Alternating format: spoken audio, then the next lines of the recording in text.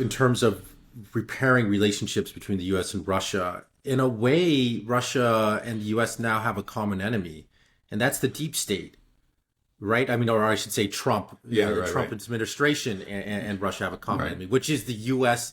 bureaucratic deep state that has been, that's being exposed now as funding all these color revolutions and fomenting all this dissent within Russia and Georgia, Moldova.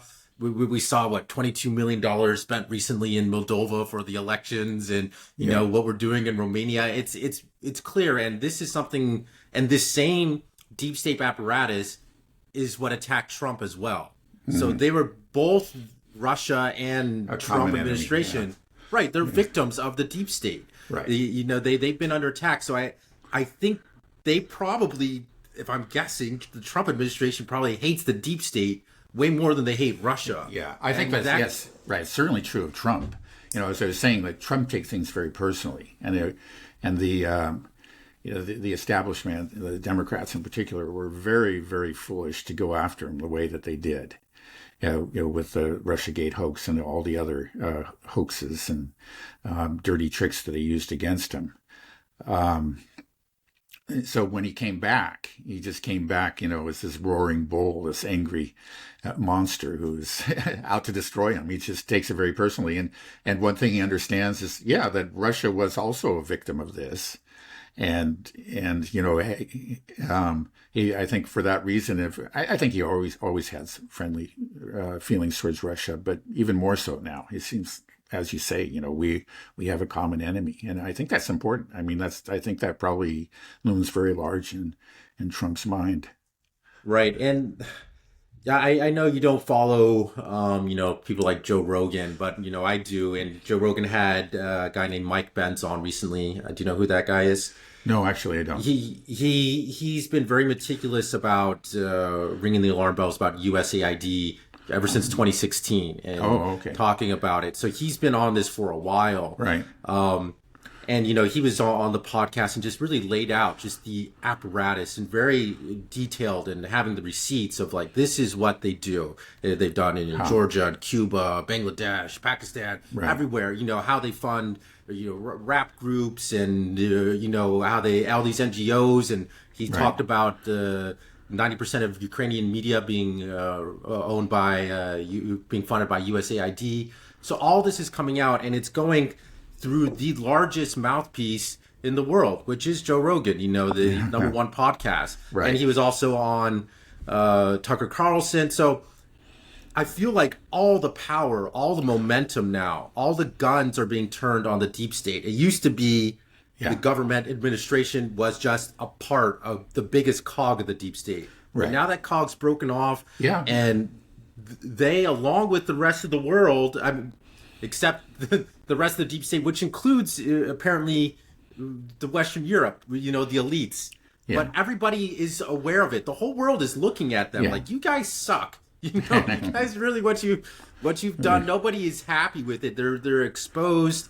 Yeah. Maybe I'm celebrating too early, but I just have this feeling like it's over and we're entering into this new world where we can be friends with Russia, which is a huge step. And I think by being friends with Russia, there's this talk about pivoting to Asia and pivoting to China. Maybe we are, but I just feel like that the dam is broken. And when we start talking to Xi Jinping and having Putin there that we can talk to as well, that we can have an understanding that hey, be rational. Do you really think that China or Russia is going to just invade the United States? What are you talking about? This is ridiculous. There's no country in the world that is looking at trying to invade America. What are we talking about? Really invading any place, Well, I shouldn't say any place. There's always something going on somewhere, but you know what I mean. Right. So, what do you think? I think it's too early to celebrate. Let me put it differently. I think there's reason to celebrate, what already has happened, because I think these are very notable achievements. Even if the Democrats come roaring back, and they really might. I know that the deep state is taken a blow to the chin and is staggering now, but they're still there, and we got a ways to go. And again, a lot of things could go wrong. I mean, Trump's going and setting off bombs everywhere, and all in all, I think with some notable exceptions, I feel that's good. I mean, again, he's exposing the kind of the ugly underbelly of the deep state, and that's one of his greatest achievements. But the deep state is still there. I mean, he's hurt them by doing that, but they still can come back and get him. You say that, yeah, I know. How? Yeah, I don't know. The thing is, they're there. They're powerful. They have their allies in other countries. And these countries don't have a Trump. Don't forget, like the RussiaGate hoax. A lot of it came out of Britain. So there are ways to get back at him. And then I think probably what worries me the most is really the economy, because that's where so many people, that's the basis on which so many people assess a president. And if the economy takes a dive, and it really could, I worry about these tariffs, but even if we set the tariffs aside and maybe they won't do significant damage, I think actually they will. But if they don't, there's still, we still have a very precarious situation. I mean, we'd have this huge, rapidly accumulating debt, and other imbalances in the economy, and the whole thing could come apart during his term, and then he'll get blamed for it, and that just gives power to all those people that hate him. And they can come back and feel like they have a mandate, and who knows? But even no matter what, I think he's done something. He's wounded them. The beast is wounded, and it's never going to be the same again. Right. Yeah, I know that there are some. We've talked when we first started this podcast. We kind of just talked about how the U.S. was just an inevitable decline, and that this collapse was coming no matter what. And do you feel like that's still true? That there's a collapse, or do you feel like because of Doge that I just never expected that there would be so much movement so effectively from this administration? Surprise too, but I think actually our initial predictions are still valid. The underlying reality, economic reality, it hasn't changed. Even if Doge, achieves miraculous successes, it manages to cut government by 10% or something, which would be huge. It's never happened. Government always grows. I'm afraid that in the end, government will still grow. One thing is look, they're not touching the entitlements. We're talking about Social Security and Medicare, which accounts for a huge portion of the budget. It's the majority. And then they're not touching, in fact, talking about increasing the defense budget. And that's huge too. Now they're going after these other things, and they can save some money there. But I think that's actually, in economic terms, their effects may be very, very limited. It's really the political effects, exposing the nefarious doings of these agencies. That's where, they're having real successes. So again, I think the economic crisis, there's nothing that's really changed on that front. It's going to come.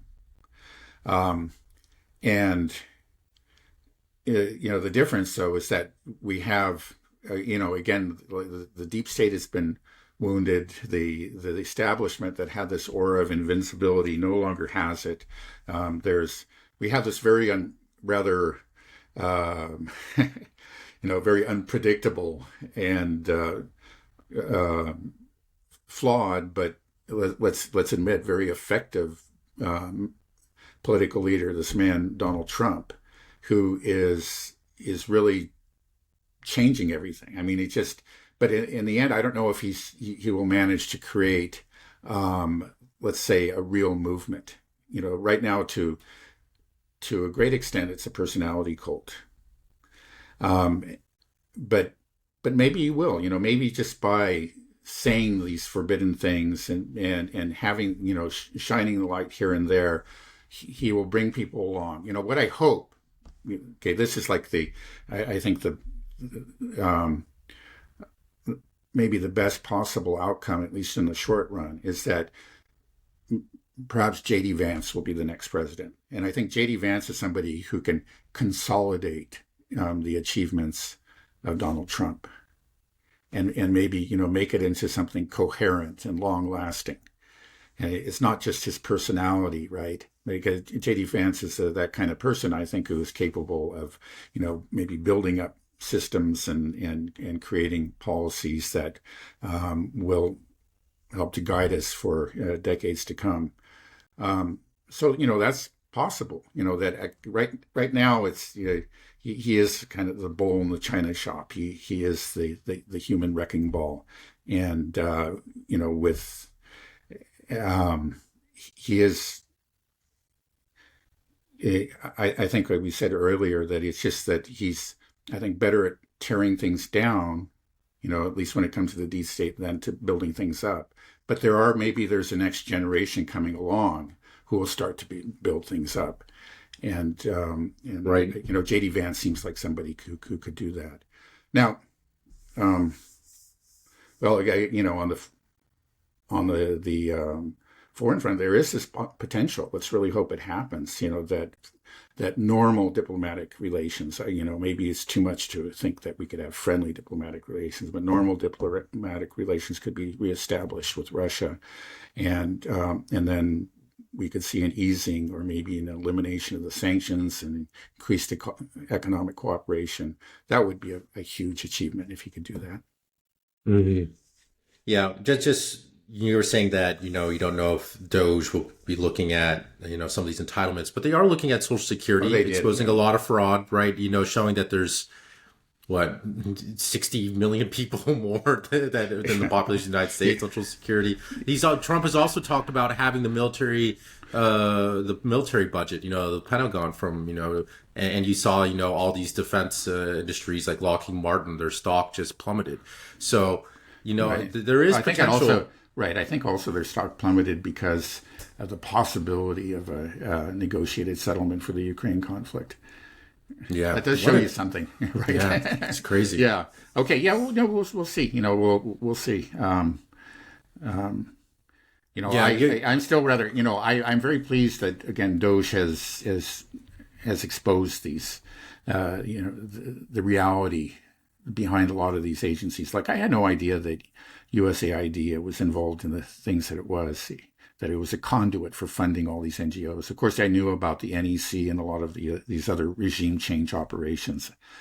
So yeah, that increased my knowledge. And I think a lot of people even overseas, people that have been victims of USAID, like the Georgian government and other, foreign governments, really appreciate the fact that now they can say, hey, we always suspected it, but now the U.S. government itself is admitting it. And it really is going to put their opponents, the people that are attempting to overthrow their governments, are going to put them on the defensive. Mm-hmm. So yeah, no, it's an achievement. I have my doubts that there's going to be, I guess because they're up against something so huge. This behemoth just keeps on growing and growing and growing. If Doge actually succeeds in reducing the federal budget, even if it by 1% rather than having it grow as it always does, I think that would be extraordinary. Right. Yeah, I can't get enough of Doge, to be honest. I love just seeing the swamp finally being drained, really gutting so much of this waste and just seeing how corrupt everything was. We always kind of suspected it, and now finally somebody's going through and cleaning it out. But I wonder if there's a risk that you get kind of swept up. You can see that I'm kind of excited, like maybe we're going to be best friends with Russia and everything is going to be great with they're going to fix the U.S. debt problem, clean out the government, and but is there a chance that we'll just be throwing the baby out with the bathwater here? That Doge should we be worried that they're going to cut too much? Or I don't know. I don't know what the government really does for me. We give a lot of money. I mean, there's still potholes in my roads. They don't do a great job. I mean, like what is it? Right. Should we be worried? Well, I think certain departments, like the Department of Education, really just does not need to exist. It does nothing. And that's what, Ronald Reagan was elected on that platform, but he never did get rid of it. If they could get rid of the Department of Education, I think that would be wonderful for education in the United States. they have a terrible record. They're really, it's a gift to the teachers union is what it is. And that's what you find with a lot of these agencies. So certainly there are agencies that just could go. I have a soft spot for, let's say, the National Park Service and some of the other agencies. And so there is a danger that some damage could be done where real services are being provided. I think, I share a lot of your enthusiasm. But then like I was saying last time, I do make a point of reading what the other side says. I don't, I probably should do even more of that. But they are raising alarm bells about things like, Doge having access to tax records and so forth. And, maybe there's probably no danger there. But what I have to ask myself is, let's say, if it was a Democratic president and he set it up, and he started looking at tax records, let's be honest, there would be a lot of alarm bells raised or start ringing among the, on the Republican red state side of the spectrum. There just would be, let's be honest. And so, they do have some legitimate concerns. And I also mentioned earlier the question of the constitutionality of some of these executive orders. And I think there really is, I'm not an expert or anywhere close to an expert in that kind of thing, but it's, it seems to me that some of these are doubtful or are done on doubtful authority. And of course, a lot of these, moves look good to us. I agree, like exposing USAID was an unalloyed good. But, again, it's like, put yourself in the other side's shoes.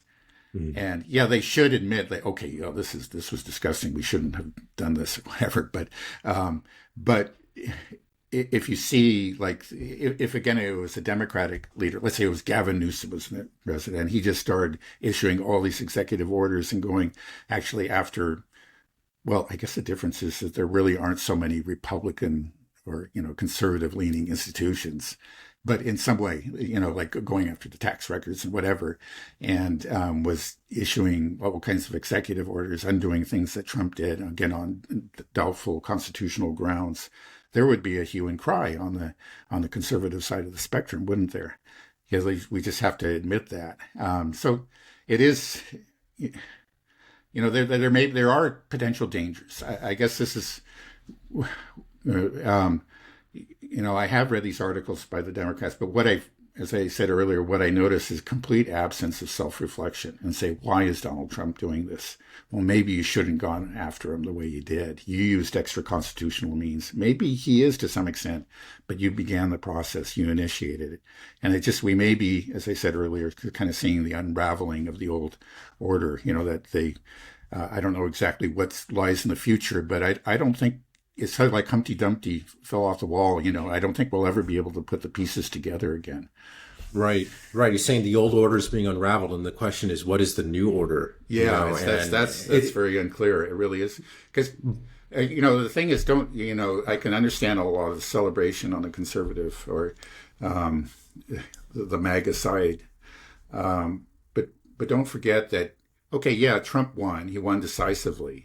But it wasn't a complete washout. It wasn't a landslide. And, there's still about half the country, nearly half of the electorate voted for Kamala Harris. And now if he manages, like right now, I think he's doing quite well in the opinion polls. But again, there's always a chance of an economic downturn. And then a lot of his reforms could get, end up in the courts and I don't know what the other side's doing. It's like you said, there's sort of the deer in the headlights reaction right now. But they're powerful, even though they've been wounded. Let's just not forget and they can be creative in the ways that they respond. This term could end up with a very different mood, and we could have a swing back to the other side. And now, that's sort of like we've already taken a step down this road. We departed from much of the Constitution a long time ago, but it seems like there's been a real acceleration. I think we're. What are we going to see? I don't know, but this polarization is intensifying, and it's really tearing at the fabric of our social and political system. Guys, thanks for listening. Please like, comment, subscribe, all that good stuff. And if you haven't checked it out yet, please check out my website, nobliski.io. You can look at the pinned comment below. It's something that I think you'll find useful. Even my dad uses it. My wife uses it. Instead of Googling things, you should be using this website because you get access to OpenAI, Perplexity, Anthropic, DeepSeek. There's hundreds of models that you can use. It's what I use to create the thumbnail images, things like this. And the greatest thing about it is there's no rate limits. There are no subscription fees. It's free to try out and use. You get free tokens every day. So if you're not a heavy AI user, you will never have to pay for anything. But this is really my passion project. I really want to get it off the ground, and I think you guys would like it. So yeah, check it out. Let me know what you think. And if you have time to download the apps and give it 5 stars, that'd mean a lot to me as well. Thanks a lot.